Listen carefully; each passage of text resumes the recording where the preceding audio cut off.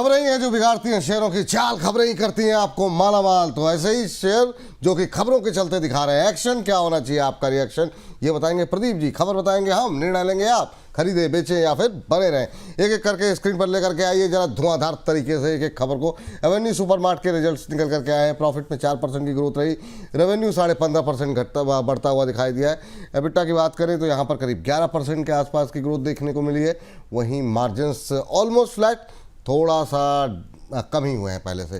तो जरा डीमार्ट को लेकर के आते हैं, स्क्रीन पर दिखाइए जरा शेयर प्राइस एवेन्यू सुपरमार्ट का शेयर। और यहाँ पर आज हम देख रहे हैं सुबह से ही जो है वो प्रेशर देखने को मिल रहा है, अभी भी 3% नीचे। सर नतीजों के बाद प्रेशर बढ़ा है, उम्मीद पे खरे नहीं उतरे हैं रिजल्ट्स। प्रदीप सर क्या करना चाहिए इन लेवल्स के आसपास? बिल्कुल सर, लास्ट वीक भी ना हमने बात किया था। उस टाइम पे प्राइस था 4,600 4,650 के आसपास। तो जब भी मेरा व्यू कोई भी स्टॉक्स को लेके शॉर्ट टर्म के लिए मैं नेगेटिव बोल रहा हूँ, या तो एटलीस्ट बोल रहा हूँ कि 5,000 मान लीजिए 5,000 पे है, तो मैं बोल रहा हूँ 4,000 का मुझे लगता है कि एक बार आना चाहिए। बहुत दिल दिल पे पत्थर रख के मैं एनालिसिस करके बताता हूँ as per the technical basis पे। आज जी। सुबह भी मैं जब हर्ष जी के साथ शो कर रहा था, उस टाइम पे भी प्राइस था ऑलमोस्ट डे 4,300 4,350 के आसपास का खुला भी था, उस टाइम पे चल रहा था। सो बेसिकली मेरा व्यू वही था कि एक बार 3,900 4,000 टेस्ट करने वाला है एवेन्यू सुपरमार्ट। मुझे लगता है कि फंडामेंटली बिल्कुल जी इसमें कोई प्रॉब्लम नहीं है, मिड टर्म में लॉन्ग टर्म में कुछ भी प्रॉब्लम नहीं है।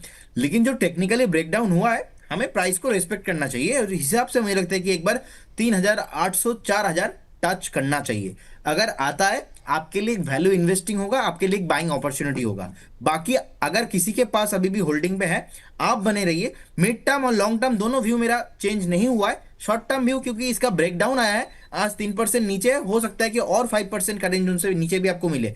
8 to 10% मैक्सिमम करेंट जोन से भी मैं करेक्शन एक्सपेक्ट कर रहा हूँ। उस करेक्शंस में आपको बाई ऑन डिप करके जाना है जी। बाय ऑन टिप्स, चलिए ठीक है। एवेन्यू सुपरमार्ट पे ये व्यू निकल के आ रहा है। अगली कंपनी के लिए सीधे चलते हैं। जरा लेकर के आइए स्क्रीन पर और देखते हैं यहाँ पर क्या खबर निकाल के आ रही है। वारी रिन्यूएबल, सुबह भी बात हुई थी इस पर, मुनाफा बढ़ा है 117%, रेवेन्यू में करीब करीब 48% की ग्रोथ, 774 करोड़ के आसपास, 775 करोड़ के आसपास रही है। एबिट में अगर हम देखें तो यहाँ पर ज़बरदस्त इंप्रूवमेंट, लगभग डबल हो चुके, लगभग डबल से ज़्यादा हुआ है इनफैक्ट। 71.6 करोड़ से बढ़कर के 157.9 करोड़ रुपए। मार्जिन में शानदार इंप्रूवमेंट, करीब 7% के आसपास की ग्रोथ। सर शानदार नतीजे, शानदार मोमेंटम शेयर के अंदर देखने को मिल रहा है। अभी करंट लेवल पे कोई क्या खरीदारी की जा सकती है, वेट करना चाहिए? जिनके पास है वो कहाँ पर एग्जिट लें, प्रॉफिट कहाँ बुक करें? बिल्कुल जी, ये एक टेक्निकली ना एक कॉन्सेप्ट है, दैट्स कॉल्ड गैप फिलिंग।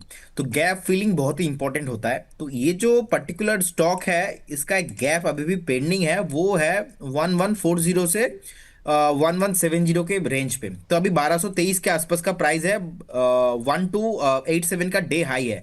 मुझे लगता है कि गैप फिल करने में एक बार जा सकता है। बाकी इसका जो है न्यूज़ पॉजिटिव है। द थिंग इज कि ये सेंटीमेंट का इफेक्ट है। मैं मीडियम टू लॉन्ग टर्म के व्यू से मुझे लगता है कि 1600 से 1700 का टारगेट एंड अबव होना चाहिए। बट इसका नेचर वही है, बहुत सुपर वोलेटाइल है। तो अगर किसी को बाई करना है, you should wait for 1140 to 1170। इस रेंज पे आपको बाइंग अपॉर्चुनिटी मिलेंगे। आज नहीं तो कल मिलेंगे, नहीं तो नेक्स्ट वीक मिलेंगे। उसके लिए यू शुड वेट। आप बने रहिए स्टॉक के साथ अगर आपके पास ऑलरेडी होल्डिंग है। तो इसका नेचर बिहेवियर जो है बहुत वॉलेटाइल है, तो इसीलिए होल्ड करने का सलाह रहेगा, लेकिन फ्रेश बाय करेंट जोन से नहीं करना है। Number one reason. Second reason, technically भी गैप बिल्ड हुआ है, तो गैप फिल करने में आना है इसको।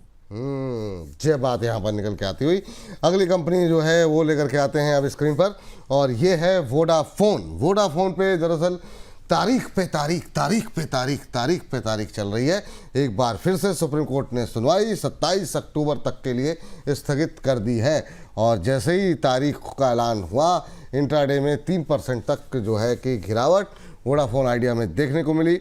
वोडाफोन आइडिया ने एडिशनल एजीआर बकाया की डिमांड को फिलहाल के लिए कोर्ट के अंदर चुनौती दी है, जिसको लेकर के लगातार जो है वो तारीख पे तारीख मिल रही। 2016-17 के लिए 5606 करोड़ की नई डिमांड को चैलेंज किया गया है और अब मामला कोर्ट पे है। देखना ये होगा कि इस मामले को वोडाफोन आइडिया ने सभी एजीआर बकाया का फिर से मूल्यांकन करने के लिए कहा है। काफ़ी सारी बातें, काफ़ी सारी चीज़ें निकल के बात मतलब बैकडोर से आ रही हैं और सामने एक ही मामला है, मामला कोर्ट में चल रहा है। क्या कुछ चार्ट करें वो प्रदीप सर से पूछ लेते हैं। प्रदीप सर, क्या टिप्पणी रहेगी आपकी वोडाफोन आइडिया को लेकर के? लास्ट वीक अच्छा मोमेंटम रहा, अब फिर से 3% की गिरावट, आपकी टिप्पणी क्या करनी चाहिए, क्या रहेगी अभी? बिल्कुल सर, देखिए चार्ट में ना एक टेक्निकली शूटिंग स्टार तो अभी बिल्ड हुआ नहीं है। आई थिंक पॉसिबिलिटीज है एक बार बन जाए। और जिस तरीके का टॉप बनाया है रिसेंटली 9.43 के आसपास, मुझे लगता है कि एक बार फिर से एक बार एक करेक्शंस में आपको 8 रुपीज एंड 7.80 के आसपास आने के लिए रेडी हो रहा है। तो किसी को तो मैं फ्रेश सलाह कभी भी नहीं देता हूँ वोडाफोन आइडिया में अभी इन्वेस्ट करने का। लेकिन अगर किसी के पास होल्डिंग है, आप बने रहिए, क्योंकि जिनके पास होल्डिंग है वो आइदर लॉस में ही होंगे। 90% ऑफ द चांसेस, 10% होगा कि किसी ने 6.507 के आसपास बाय किया हो तो वो प्रॉफिट में होंगे। तो मैक्सिमम पॉसिबिलिटी सही है वो लॉस में होंगे, तो लॉस में होंगे, बेचने का जरूरत नहीं है। पॉसिबिलिटीज है स्टॉक ऊपर आ जाए, लेकिन वही है जैसे कि मैं हमेशा से बताता हूँ कि ऐसे स्टॉक्स में आपको निवेश नहीं करना है। और मैंने जितने भी स्टॉक विपुल जी मैंने बताया है, चाहे वो सुजलन हो, वोडाफोन आइडिया हो, आर पावर हो, एंड जो भी हो, देखिए कोई भी स्टॉक आज से ऊपर नहीं आया है। ठीक से एक स्टॉक ओनली फॉर बाइंग आया है, वो है येस बैंक। ऑलमोस्ट 17-18 रुपीज से 24 आया है। और मेरा जो व्यू मैंने आपको बताया था 25 के अब मेरा व्यू मैं चेंज करूंगा, क्योंकि इसमें फंडामेंटल चेंजेस हो रहा है। तो हो सकता है कि नेक्स्ट 1-2 हफ्ता अगर 25 के ऊपर सस्टेन कर जाए, मैं मेरा येस बैंक को लेके मैं व्यू चेंज करूंगा। बाकी इसमें ऑल सेम व्यू रहेगा, किसी को भी फ्रेश इन्वेस्ट नहीं करना है जी। चलिए, ये बात है यहाँ पर। चलिए अगली कंपनी जरा स्क्रीन पर लेकर के आते हैं और वहाँ पर देखते हैं क्या कुछ कहानी पकती हुई दिखाई दे रही है। जरा स्क्रीन पर लेकर के आइए अगली खबर। सी इन्फोसिस्टम, मैपमा इंडिया की पेरेंट कंपनी के शेयरों में आज 10% से ज़्यादा की तेजी एक समय देखने को मिल रही थी, अभी भी 6.5% ऊपर। Chat and calling app Airtel के साथ इंटीग्रेशन की संभावनाएं बन रही हैं, इसके चलते जो है आज सुबह से ही मोमेंटम में है ये शेयर। आईटी मिनिस्टर अश्विनी वैष्णव की सोशल मीडिया पोस्ट के बाद यहाँ पर और ज़्यादा तेज़ी देखने को मिली, खास तौर से डाउनलोड्स भी बढ़ते हुए दिखाई दिए। मैपमा इंडिया के ऐप मैपल्स और एयरटेल के इंटीग्रेशन का सुझाव उनकी तरफ से दिया गया और उसके बाद से तेज़ी आज के कारोबारी सत्र में देखने को मिली है। सर, क्या टिप्पणी रहेगी? सी इन्फोसिस्टम यानी मैपमा इंडिया सुबह से जो है मोमेंटम में है, हालांकि ऊपर से थोड़ा हल्का हुआ है लेकिन अभी भी 6.5% ऊपर। क्या अभी भी करंट लेवल पे कोई संभावनाएं हैं? बिल्कुल सर, ये मेरा सुबह सुबह ना आज रडार पे आ रहा था और मैं सोच रहा था जितने भी हमारे प्राइम मेंबर्स हैं उनको एक बार कॉल दे दूं। लेकिन बाद में मैंने देखा इतना ऊपर से नीचे आ रहा है इसलिए नहीं दिया। लेकिन मुझे लगता है कि 2-3 महीने का अगर व्यू है तो जाके एक बार ना स्टॉक, मुझे लगता है कि एक बार 2150 2200 का टारगेट के लिए आपको एक बार मिल सकता है। लेकिन थोड़ा हाई बीटा काउंटर है, एक सपोर्ट के आसपास से स्टॉक घुमा है। कभी भी अगर स्टॉक आपको 1760 1750 रेंज पे कभी भी करेक्शन में मिलता है तो आपको डेफिनेटली बाय करना चाहिए। बाकी अगर किसी के पास है बने रहिए, 2200 के आसपास के लिए आपको वेट करना चाहिए। चलिए, ये बात यहाँ पर सी इन्फोसिस्टम को लेकर के। अगली कंपनी लेकर के आइए स्क्रीन को लेकर, जो है जहाँ पर खबर है और खबर के चलते एक्शन देखने को मिल रहा है। बजाज फिनसर्व, जी हाँ, यहाँ पर बिजनेस अपडेट आई है। ऑलमोस्ट फ्लैट ट्रेड करती हुई जो है शेयर पे। जनरल इंश्योरेंस के अंदर ग्रॉस डायरेक्ट प्रीमियम जो है वो 2218.8 करोड़ रुपए रहा है। बजाज फिनसर्व में 4.5% के आसपास की बढ़ोतरी देखने को मिल रही है। लाइफ इंश्योरेंस डिपार्टमेंट का कुल प्रीमियम 1484 करोड़ रुपए के आसपास रहा है। ये तमाम डेवलपमेंट यहाँ पर निकल करके आते हुए ग्रॉस डायरेक्ट प्रीमियम 2063 करोड़ के आसपास है। ये टिप्पणी है सर, क्या टिप्पणी रहेगी आपकी बजाज फिनसर्व को लेकर के? 2012 का लेवल देखने को मिल रहा है। देखिए विपुल जी, मुझे लगता है कि होल्ड रखना चाहिए, बहुत ही बढ़िया काउंटर है। एंड जिस तरीके का यहाँ पे कारोबार हुआ है पास्ट में भी हमने देखा था 2090 के आसपास एक बहुत बड़े लेवल का करेक्शन यहाँ पे हुआ था 934 से लेके ऑलमोस्ट 470 50%। कोविड के पहले मतलब उस टाइम में ही करेक्शन हो गया था, तो बीच में वैसे ही करेक्शन हुआ था। अभी तो मुझे लगता है कि फ्रेश ऊपर जाने के लिए रेडी है, किसी को बेचना नहीं है। 12 से 15 मंथ का व्यू रखिए, 2700 2800 अंदा हुए, मुझे लगता है कि 2800 कमिंग सुन। ठीक सर।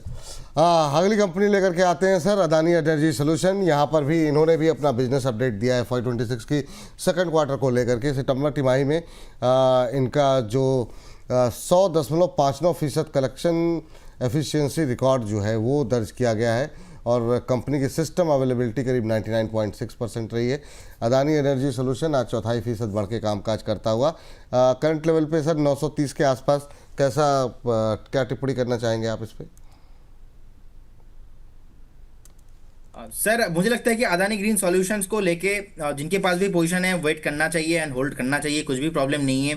एंड जिस तरीके से अदानी ग्रीन को लेके एक अदानी इंटर अदानी ग्रुप को लेके एक सेबी क्लियरेंस आया था, और उसके बाद लगातार परफॉर्म किया था 2-4 दिन, उसके बाद आप देखेंगे थोड़ा बहुत जो है इसमें एक हेल्दी करेक्शंस भी देखने को मिला। So Adani group always, Adani means volatility, मैं हमेशा से कहता हूं। बट द थिंग इज कि आपको या करेंट जोन से बाय करना चाहिए, आंसर इज नो। मैं तो करेंट जोन से नहीं बाय करूंगा, मुझे लगता है कि एक बार 870 860 के लिए वेट करना चाहिए। बिल्कुल सर, मैक्सिमम स्टॉक को लेके मेरा थोड़ा जी। व्यू अभी कंजर्वेटिव है, क्योंकि मैं देख पा रहा हूं कि करेंट जोन से एक बार एक करेक्शन पॉसिबल है। निफ्टी तो 25,200 25,000 के ऊपर सस्टेन हो रहा है, लेकिन निफ्टी 500 इंडेक्स को अगर हम देखेंगे उतना भी वहां पे मोमेंटम नहीं है। सो कहीं ना ठीक है कहीं थोड़ा मुझे लगता है कि कंजर्वेटिव व्यू रखना चाहिए जी। जी। अदानी एनर्जी के बाद Adani green energy, NTPC green की भी बात करेंगे, अगली खबर है। लेकिन उससे पहले मैं चाहूँगा बीच में जो है हम अदानी पावर ले आएँ, और ताकि पावर पे ही हम थम लगा लें फटाफट। और ज़रा अदानी पावर में बहुत लोग जानना भी चाह रहे हैं क्या करें। आज शानदार मोमेंटम भी है, 3% से ज़्यादा की तेज़ी अभी करंट लेवल पे अदानी पावर में। सर क्या अपॉर्चुनिटीज़ आपको दिखाई दे रही हैं? क्या करंट लेवल में आज की इस तेज़ी में, गिरते बाजार में, क्या फ्रेश बाय की कोई गुंजाइश है? और जिनके पास पहले से हैं वो किन लेवल पे एग्जिट करें? विपुल सर, आपका स्टॉक आइडेंटिफाई करने का जो ये जो कला है ना, बहुत ही अरे शानदार है। इनफैक्ट देखिए, डे हाई में आ चुका है अदानी पावर। मुझे लगता है कि अदानी पावर ये जो मूव है, ये मूव बहुत ही इंपॉर्टेंट है। इनफैक्ट मंथली बेसिस पे ये एकदम वन शॉट पे ऊपर जाने के लिए रेडी हो रहा है, और 182 से पहले तो कोई रेसिस्टेंस नहीं लग रहा है। तो मुझे लगता है कि 180 182 ऑन द वे है। जिनके पास पोजीशन है आप बने रहिए। एंड विपुल सर, मैंने बार बार बताया अदानी पावर को लेके मेरा लंबा व्यू है, 200 के आसपास का मेरा टारगेट है। लेकिन मैंने लास्ट वीक ये भी बताया था, अगर किसी को फ्रेश बाय करना है तो मुझे लगता है कि करेक्शंस में बाय करना है, बिकॉज मैं दो तरह का सा ऑलवेज बाय करता हूं। एक तो मैं ब्रेकआउट में बाय कर लूंगा, अदरवाइज मैं करेक्शंस के लिए वेट करूंगा। तो अभी मुझे लगता है कि स्टॉक एक बार फिर से 180 185 जाने के लिए रेडी हो रहा है। सो डेफिनेटली अगर किसी के पास है, अगेन मैं बोलूंगा आप बने रहिए, कुछ भी प्रॉब्लम नहीं है इसमें। सर अभी खरीद सकते हैं क्या अदानी पावर करंट लेवल पे या सर टू नीचे? बी वेरी ऑनेस्ट, चार्ट में देखिए, चार्ट में क्लियर कट ब्रेकआउट है, खरीद सकते। लेकिन अदानी ग्रुप के साथ एक साइकोलॉजी है, अदानी मींस वॉलेटिलिटी। ठीक। अब अगर साइकोलॉजी और टेक्निकल दोनों वर्सेस मैं करूंगा, मैं साइकोलॉजी के साथ ही जाना पसंद करूंगा, तो इसीलिए करेंट जोन से मैं एक बार बाय नहीं करूंगा। लेकिन जिनके पास होल्डिंग है, कुछ भी प्रॉब्लम नहीं है। मान लीजिए किसी ने 2 हफ्ता 4 हफ्ता पहले बाय किया है, तो आप बाइंग को मेंटेन कीजिए, आप बने रहिए, कुछ भी प्रॉब्लम नहीं है। अगर किसी का नेचर थोड़ा एग्रेसिव है, मेरा जैसे, तो फिर आप, मुझे लगता है कि आप एक बार बाय करके जाइए, कुछ प्रॉब्लम नहीं है। लेकिन आपका व्यू है थोड़ा बहुत छोटा सा एंड आप बहुत ही लॉस लेना नहीं चाहते हो, तो फिर आप अवॉइड करके जाइए, नीचे आते तो लीजिए। एनटीपीसी ग्रीन सर अगला, माफ, हाँ एनटीपीसी ग्रीन, जरा फटाफट स्क्रीन पर जरा खबर लेकर के आ जाइए। और ये आप सुबह से ही प्रेशर में है, इस पर आपसे बात भी हुई। आपका जो है इन्होंने एक एमओयू साइन किया हुआ है जापान की कंपनी के साथ। सर अभी चार्ट्स क्या कह रहे हैं? क्या कोई संभावना है या अभी इससे दूरी बना करके ही चलनी चाहिए? बिल्कुल से देखिए, 98.93 के आसपास चल रहा है। मुझे लगता है कि ऑलरेडी आई टोल्ड यू कि ऑलमोस्ट 130, इसका अगर इसके ऊपर सस्टेन नहीं होता है तो इसमें पॉसिबिलिटीज नहीं बनेगा। मुझे लगता है कि आप एक बार 90 रुपीज के आसपास का एक स्टॉप लॉस मेंटेन कीजिए, होल्ड करने का सलाह रहेगा। स्टोरी के साथ ना वो कॉन्सेप्ट, जो प्राइस है वो नहीं मैच कर रहा है, तो जिनके पास होल्डिंग है आप बने रहिए, लेकिन फ्रेश एंट्री अभी भी नहीं करना है जी। चलते चलते सर अदानी, माफ कीजिएगा, टाटा मोटर्स पे आपका व्यू, क्योंकि यहाँ पर अब कल से जो है वो डिमर्जर लागू होगा, तो रिकॉर्ड डेट कल की है। कमर्शियल व्हीकल बिजनेस जो है अलग हो रहा है इनका, प्रेशर में है। आज 2-2.25% की गिरावट देखने को मिल रही है।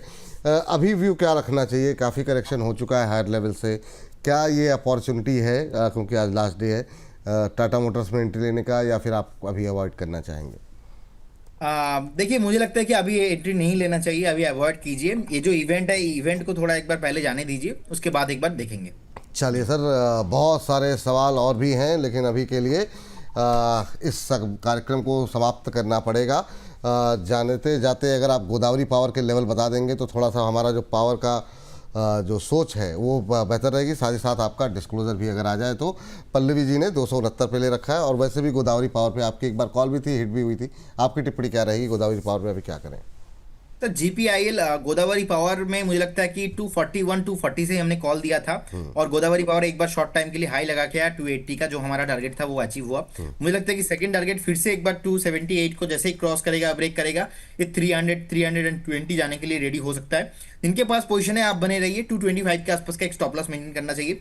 Investment and securities market subject to market, जितने भी स्टॉक्स को लेकर हमने बात किया, कोई भी स्टॉक्स में मेरा कोई पर्सनल ओ आधा ही डिस्क्लोजर आ पाया आपको। Position, no conflict of interest from our side. And stock market पे कुछ भी गारंटी नहीं होता, पास्ट परफॉर्मेंस फ्यूचर में इंडिकेट, हमारे कुछ भी एडवाइस से बाय कर रहे हो उसमें फाइनेंशियल रिस्क होता है, तो एक बार आप खुद से स्टडी कीजिए, उसके बाद ही आप निवेश कीजिए। बहुत बहुत धन्यवाद विपुल जी, आपको एंड सारे व्यूअर्स को। बहुत बहुत धन्यवाद। स्टॉक मार्केट में कुछ भी गारंटी नहीं होता है, लेकिन एक चीज़ की गारंटी रहेगी कि अगर 25 तारीख को जुड़ेंगे तो ज्ञान मिलेगा ऐसा आपको कि आगे आपके जीवन में काफ़ी लाभकारी रहेगा। इसलिए 25 अक्टूबर के लिए लगातार रजिस्ट्रेशन अपने करते रहिए। 999, जी हाँ, 999 रुपये आपको धनराशि देनी होगी, लेकिन 25 तारीख को जुड़िए हमारे साथ। अभी के लिए सुबह फिर 10 बजे हम लोग मुलाकात करेंगे, बहुत सारे अच्छे अच्छे ट्रेड ढूंढेंगे। प्रदीप जी थैंक यू, धन्यवाद आज की इस चर्चा में जुड़ने के लिए।